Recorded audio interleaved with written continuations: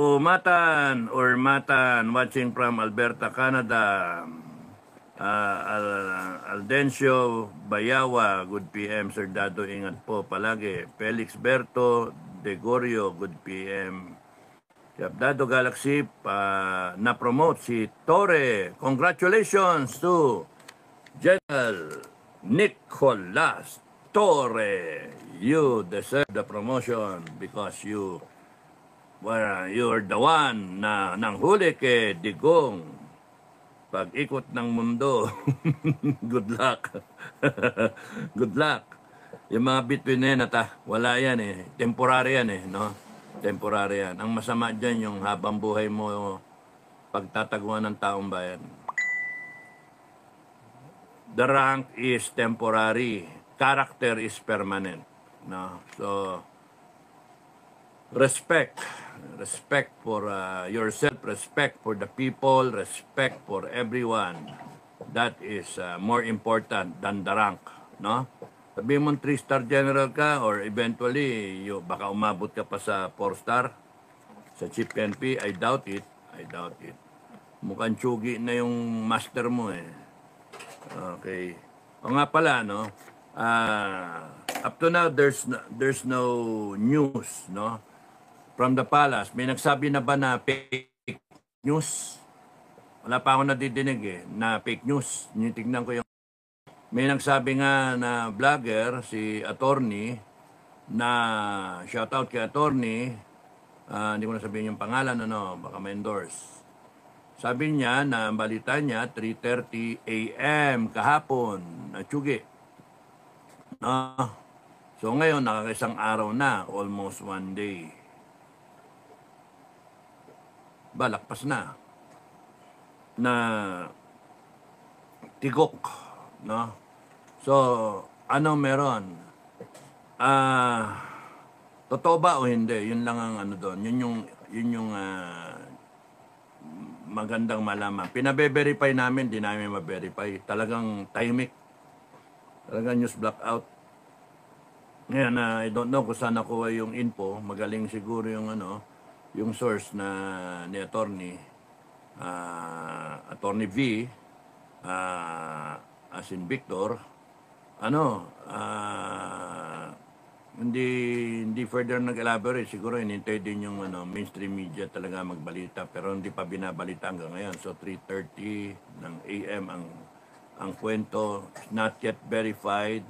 Sa amin side wala pa, hindi mahirap ma-verify. Wala eh. Tapos noon, we're still trying to find out. Now, what can we infer? How can we analyze yung mga nangyayari? Granting kunyari, ang given kasi, renal failure. Yung binigyan ko ng kidney, yung kapatid ko, renal failure yung kanya. Talagang 50-50. Pagka sinabi yung renal failure ka, tamaan utak mo, makomatose ka, yung ganun ba? Makomatose ka, tapos nun na maano ka, yung baka puso pa. Kunyari ngayon, kausapin kapatid ko, oh brother, kamusta na? Kamusta na? Okay lang, kamusta kayo dyan? Okay lang, kamusta? Kailan tayo magkikita ulit? Pagka nakababa ako dyan, punta ako sa inyo, kwento-kwento. Ay, meron ko na iwan ng gamit sa iyo ah. Oh, ganun-ganun, bla bla bla bla. Ay, yung mga yung mga 201 file ko, SOI ko, nasa iyo, yung last copy. Kasi binunot ko yung files ko sa AFP eh. No? Kaya singaw ako eh. So, bababaan ko, ayusin ko. Tapos noon, kinabukasan, renal failure. Wala na, hindi ko na nakausap. Binubulungan ko na lang nga eh. Ano nangyari sa'yo? Wala na, nakaganon na. May picture ako, bukas ko na lang pakita siguro. Gross yung picture, kakaawa, ang itim na eh. So kung kunyari si BBM na may abuso sa katawan, yung kapatid ko hindi na nag-aabuso sa katawan yan. Naalagaan niya, inabot din naman ng 15 years eh. So si BBM, donor. Gaya ko, donor. No? Binigay niya yung isang kidney niya sa tatay niya. Now, pagka donor ka, dapat iniingatan mo yung kidney mo. No more drinking kung gusto mo mag-drink, red wine, pa-social, lang hard, ganon. Ako 2004 ako tumigil na kaagad ako ng inom. Bakit? Bago nga pala ako nagbigay ng kidney. Tumigil na ako na inom eh. Gusto kong mabuhay ng matagal eh. Well, ayaw ko magkaroon ng cancer o whatever. Colon o whatever, no. So, yung nung nag-donate ako, ninyo yung taong kagaya ko, nung nag-donate ako, yung kanan na kidney ko, 53% ang function. Yung kaliwa, 53. Yung kanan, 43% ang function. Ang CREA level ko noon is 0.7, no? 0.7. Acceptable is hanggang 1 point something, 1.8, mga ganon. Hanggang 2 pa nga sabi ng doktor ko. So, nung pagka-opera ko, nag 1.7 ako. Imagine 53% yung kaliwa na kidney, 43% yung kanan. Ang usapan namin, yung kaliwa ang kukunin. Sabi ko, nakarami na ako na at the age of 2000, yan ba yun? 2004. Yeah, 2004 or 2005, if I remember. 2004, we had the operation. Pagkatapos ng election yun eh. Tapos noon yun yung tanong ko nga sa vlog ko yun, nasa vlog ko yun, tignan nyo na lang. Dalawa lang tanong ko doon sa doktor. May epekto ba yun doon sa akin? Magaganon pa ba? Conscious. Dok, may tanong ako sa'yo. Dalawa tanong ko bago ko magpa-opera. Ano yun? Kakamayan kita muna. Kamay. Si, yung dating Secretary of Health. Kamayan ako. Mabibilang sa dalawang daliri, sa dalawang kamay ko, ang nagpa-opera na kapatid, binigay yung kidney. Bihirang-bihira yan. The noble act of sacrificing yourself for someone else. Dinuduktong aming buhay.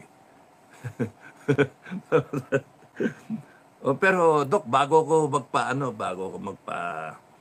magpa-opera, dalawang tanong ko, ano yun? May epekto ba doon sa akin? Pag ganyan ko. Pag plug ceremony ko ting umaga. Epekto ba? Kasi dalawang kidney yan eh. Bawasan mo, baka maging kalahati na lang.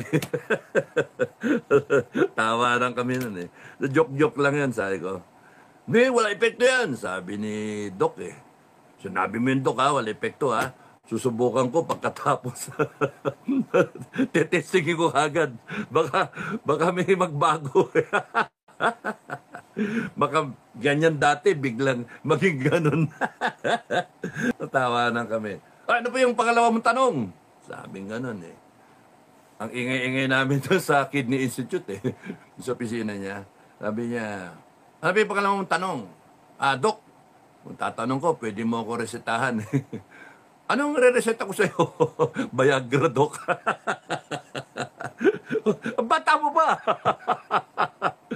44 ka pa lang Sabi nga, 44 ka lang ba? Ilang taon ba? 2004. 43 pa lang ako nun. Tawa lang kami. Tapos, hindi, subukan ko lang. Kung totoo yung sinasabi, meron ba yung side effect? Wala naman daw. Wala kang bla bla bla bla. Hindi lang kita re-resetahan. Bigay ko pa sa yung sample. Dami sample. Binuksan niya yung drawer niya. Puno na. Puno eh. Ako naman, may dala ako na na bag. Nilagay ko lahat sa bag ko. Sabi ko, tiba-tiba. Libre. Hindi na ako bibili. Bakit isang taong ko ginagamit. Anyway, yun yung mga kalokohan. Balik tayo sa renal failure. Yung pagkatinamaan ka kasi na renal failure, ibig sabihin nun, hindi mo inalagaan yung kidney mo. ibig sabihin marami kang in-intake na foreign ek-ek na yan na nakakasama sa katawan overall. So, yung function ng kidney is i-filter yung dugo eh. So, every time na meron kang tinitake in, lalo na yung alak, o kaya yung pagkain, or droga, yun, masama yun eh. So, isa lang ang kidney mo, alagaan mo dapat. Lahat ng donor, alagaan nyo yung kidney nyo, nag-isa na lang. Kayong mga idodonate, yung mga nabulok yung kidney, na perwisyon nyo yung magdodonate, alagaan nyo rin yung idodonate sa inyo. No? So, well anyway, yung kapatid ko naduktungan ng mga 15 taon eh. 2019 eh. Mga ganon. So, naduktungan ng 15 taon. Pero kakagulat yun, magkausap kami. Dinala sa ospital. Tapos noon, tinanong ko kamusta na, ano bang lagay. Tapos okay naman daw. Lalabas na raw siya. O sige, ingat lang ha. Ingat bro ha. Bunso namin yung ingat bro ha. Tapos noon eh, biglang the next day, na ano daw eh, nag-fail daw yung kidney. So, nung after a day or 2 days ko napuntan, wala, itim na eh. Itim na yung balat eh. Pupayat siya, itim, laki ng tiyan, tapos nun, nakaano na eh, may nakasubo ng tubo eh. Hindi mo na makausap eh. Wala na talaga, walang malay eh. Nakaano siya, life support. So I could just imagine kung si BBM totoo yung renal failure. Talagang 50-50. Tsaka bordering on the hukay.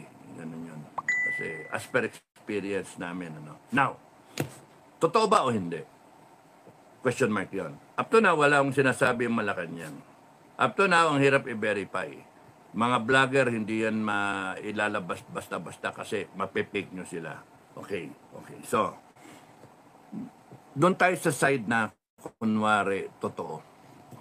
Kunwari totoo, si BBM incapacitated na, automatic Inday Sara is the next in line. No? Nobody else. Unless BP Sara is incapacitated also. Chinugi,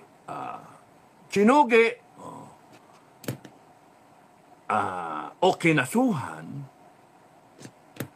na guilty, hindi pwede siya umupo. Ngayon, ano si Inday Sara ngayon? Wala pang guilty ang Inday Sara. And she is presumed innocent in a court of law. Yung COA sinabi na okay lang siya kanya, yung 125 million, kinlear siya. So, anong kaso ni Inday? May pending na impeachment si Ka-Inday. So, nagkakadara pa ngayon itong mga tarantado na impeach siya. No way. Maggaganya si Inday pagkatotoo yan, in a matter of days, presidente na si Inday. Good luck sa inyong lahat. Pag kaya nag-declare ng revolutionary government, good luck sa inyong lahat. Madam, volunteer! Katayin ko lahat. Punta yung mga yan. Mga walang yan. Mag-cleansing tayo, no? Magsusot ako ng ng abito. Ano tawag doon? Magsusot ako ng puti. Tapos may chainsaw ko. Pag walang yung mga yan, ang tatapang nyo. Sige, tignan natin yung tapang nyo. Yung mga nagamon sa akin. Sige, tignan natin. Gusto mo ng draw? Sige, draw tayo. Tignan natin. Ang yabang-yabang mo, magdo-draw ha. Draw ang gusto nyo ha. Suntukan? Sige, suntukan. Pagka-brand nyo na yung puso ko, okay lang, kakasako. No? Hindi ako natatakot na matsambahan kasi yung mga taong yan, maingay. Hindi alam yung isinusubo niya sarili niya sa sarili niyang hukay. No? Kung patulang ko kayo, bilang kayo, 6 na buwan, patay na kayo. Hindi. Ako yung aanuhin ninyo, gago kayo. 73. O, sino gusto hindi pwede 74, 75, 76. May nakapila na eh. So, 77. Sino gusto maging 77? Yung mga nagamon, 77. 77, 78. Ha? Sige, pila kayo. Pila kayo. Tatapang nyo. Hanip kayo. Yung EJK nga ni Digong ano pa yun eh. Ewan ko, mahirap na. Mamaya eh. Kindergarten, yung kay Digong. Mabait pa nga yun eh. You know, yung panay paratang kasi, hindi nga iniisip yung kay Digong na EJK, tinatamaan yung mga drug syndicate, na mga drug cartels, tinatamaan. Now, kung ako yung drug cartel, ang gagawin ko ay, ang depensa ko, hindi ko makuha sa hindi ko makuha sa legal eh. Hindi ko na makuha yung mga pulis-pulis na yan na kakampi ko, no? Wala na. So, nasasaktan ako. Grabe yung nawawala sa income ko. Nasanay ako ng bilyon-bilyon sang buwan, no? Nawala yun. No, nawala yun. Kunyari, 50 billion sang buwan. Kita. Kung mag-deliver sila, kita mo yung worth ng nahuhuli nila, street price. Kunyari, 10 billion. O, isang huli lang yan. You can just imagine they can earn as much, siguro as 100 billion a month. Ano? So, imagine yung tamaan ka ng ganun. Ang sakit, no? Kaya nga, kung ako yung sindikato, i-discredit ko yung EJK. I-discredit ko yun para matigil at sundan yan ng mga human rights. And then I'm gonna spend money, total, lugi naman ako, mawala ako, 100 billion a month, para bumalik yon, matigil yung EJK na yan. Kahit gumastos ako ng 1 billion, 2 billion, ganon, 10 billion, 10% of my potential income, okay lang, gastos na, sino gusto dito bayaran ko? Para lang makatira yung na yan, yung drug war na yan. And the way na tirahin yan is yung EJK. Ngayon, ewan ko, sinakyan ng mga tao yung narrative na pinatay. Ang kitig niyo balutan mo ng tape, tapos nun, patayin mo. Sanak ng to. Talagang gawang sindikato yon na hindi sindikato ng Pilipinas. Hindi gawang pulis natin yon ever. Sa atin, simple lang no? Simple lang. Tatago na lang hindi nyo i-expose pa Yung mga pinatay sa EJK was meant to be seen, was meant to be discovered. Kaya kung titignan mo, sinira yung yung war on drugs nila Duterte, nila Bato para tumigil. Nasabi nga ni Bato, nagkamali sila, dapat nilinis nila yung ranks ng police. Ganun na sabi ko noon sa Facebook, sinasabi ko noon. Magkakaproblema kayo kasi meron din mga pulis na EJK. Ang ginawa naman na DILG Abalos, pinaresign lahat. Pinaresign lahat na colonel to general. Uy, nagresign pala si di ba? Nagresign pala si Torre nun, colonel. Ba't hindi siya natanggap? Anyway, no? So, lahat sila nag-resign. Tapos nun, may droga pa rin, di ba? Panay palabas. You cannot beat a syndicate, gaya na sinasabi ni BBM, na walang patayan. That is a stupid, naive, walang kaalam-alam na perception. Binabangga mo droga na kumikita ka ng bilyones. Yun yung operations mo. Wala. You do not care kung may mamatay na addict. You do not care about the Filipino family. And you're going to treat the syndicate na parang bata na boxing na ganyan, na walang patayan. You're so stupid na presidente. BBM. You have to face yung criminals na walang niya, the way Duterte did it because yun ang kailangan. Ang taong sumisira ng buhay ng mga Pilipino ay hindi kailanman hinakailangan tratuhin na tao kasi mga walang niya nga. Kaya tama yung ginawa ni Duterte. Kayong mga religyoso, sorry sa inyo, pero you just pray. Ang punto doon kaya sa dami nung nagsasabi na Duterte, ay naranasan nila yung buhay na matiwasay, yung tahimik, yung safe sila. Dahil sineryoso ni Duterte yung drug war. Pero yung mga nagreklamo ngayon na sinasabi na meron pang mga witness, come on. Paano witness yung Mario Joseph naman, yung pangapamilya? Oh, ay, nako. Ewan ko ba? So, granting ko na rin si Digong ay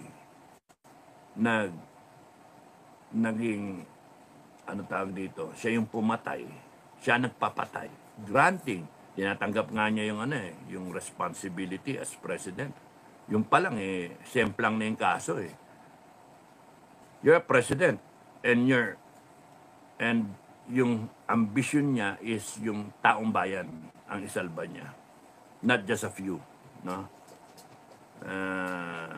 Ang problema mga Pilipino, nasaan tayo? Nagrereklamo yung ilan libo, 30,000 daw? O nasaan yung Pilipino na nag-enjoy, nakinabang niya sa drug war na yan dahil na makakauwi ka ng maayos, wala kang takot. Nasaan yung milyon na Pilipino? Wala. Okay, so balik tayo kay Bangag, kay BBM. Kung nagka-renal failure, kung totoo yun, talagang tsugi yun. Ngayon, ang hintayin natin, ang exciting dyan, is the next 2-3 days kung magkakaroon ng claim na buhay siya. Siguro kung may double siya, pwede, pero makikita naman natin kung ano itsura. Tapos nun, ang magiging salita dyan, fake news, yung mga sinasabi in the first place. And they will attempt na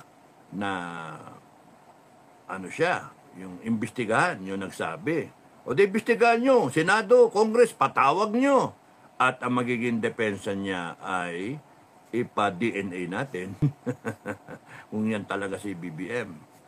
Diba? Ngayon, ang alam kasi ng taong bayan, hinanal nila si BBM, anak ni Ferdinand Marcos Sr. at ni Imelda.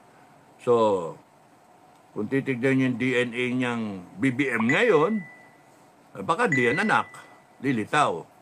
O di sige, kasuhan nyo yung nagpe-fake news. Sabihan nyo, no? Tingnan natin, hamunin kayo na, sige, pinaka-the best dyan, DNA testing. Kasi double yung lumalabas Oh. Okay. Kung kunyaring totoong tinamaan siya, timbog siya, dapat si Inday Sara na mag-take out kagad. Katinalalamunan ko Bakit kaya?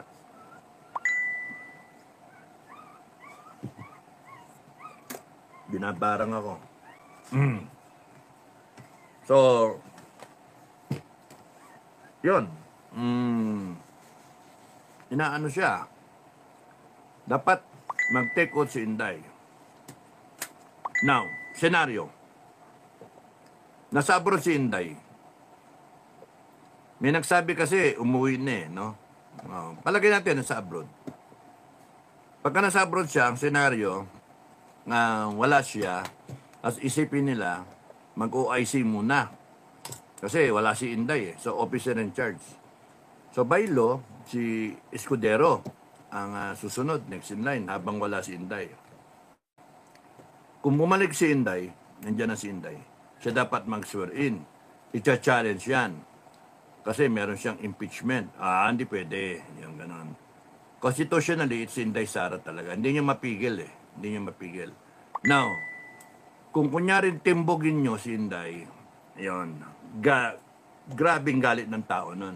Ginanyo na yung tatay, gaganyonin pa si Inday, magalit talagang tao nun. Revolusyon, walang matitira sa inyo.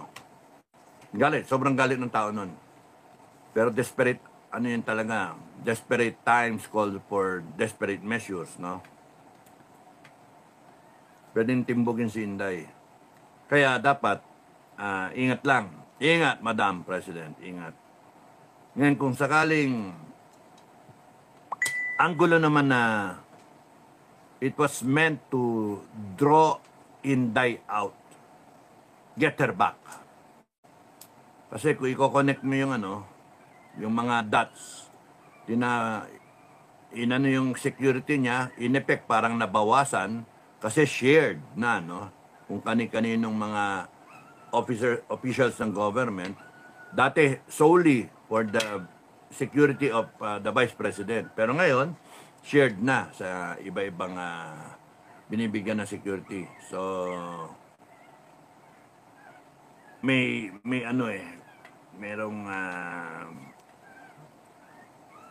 sinadya ba yun o ganun talaga? Okay, sige, sabihin nyo, pinoprofessionalize ninyo, inagawa nyo efficient yung service, pero guys, pag kami nangyari kay Inday Sara, sa inyo may kasalanan, di ba? Natsambahan? Hindi pwede ganun ang rason. Binawasan nyo nire-organize ninyo ako man yung tao, hindi ako kukuha ng security na hindi ko kakilala. Ano ba kayo? Isusubo nyo sa akin yung tao, hindi ko kilala. Ba't magtitiwala dun? Kahit anong maglumpasay pa yan na mag-volunteer. Si nagbo-volunteer, si Manny Villa. Manny Villa. Retired na Napsocom.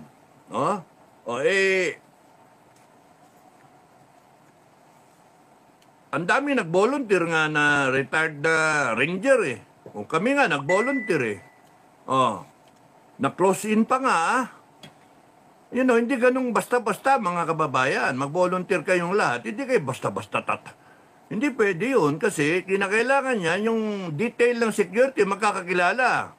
Yun ang mahalaga doon, magkakilala. Una, kayo, mga magagaling kayo, expert kayo. Yun. Alam niyo yung how it works, no? How it's done, no? May iba-ibang style nga no? So kunyari, papasok kayo, may dati na security, papasok kayo. Wala, medyo lihis yun. Kasi ito, hindi magtiwala basta-basta sa inyo. Pagka ganun, pwedeng lalong magkamali, lalong madisgrasya ang BP.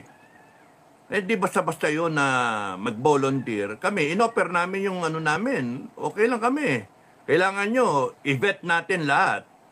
And then, mag-coordinate tayo how it is done. Yun yung sinasabi ko. So that we can coordinate on how you do it. It's not how we do it, but it's how you do it. And probably, kung may nakita kami na may lapses, may kulang, tsaka mag-comment. Mahirap naman yung banat ka ng banat, comment.